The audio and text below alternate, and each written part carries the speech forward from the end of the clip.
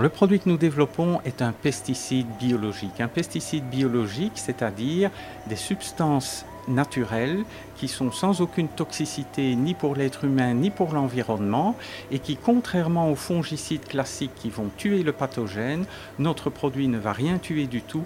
Notre produit va simplement être perçu, détecté par les plantes sur lesquelles on va le pulvériser et en réponse à cette détection du signal que constitue notre molécule biologique, les plantes vont être averties, elles vont réagir et elles vont démarrer des mécanismes de défense contre les agresseurs, c'est-à-dire les pathogènes, les micro-champignons, éventuellement les insectes, les bactéries, etc.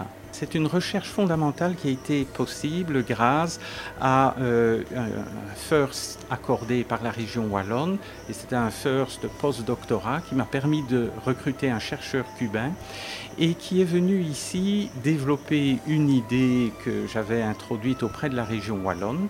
Au terme de cette recherche, nous nous sommes rendus compte que l'idée était valable.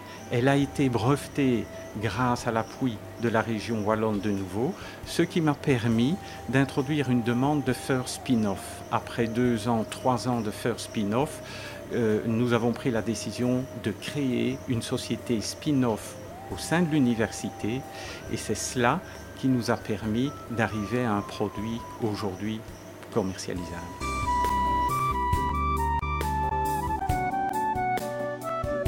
Dans le futur proche, d'ici la fin de l'année, nous nous installerons au parc Créalis aux Zines et nous installerons une usine pilote.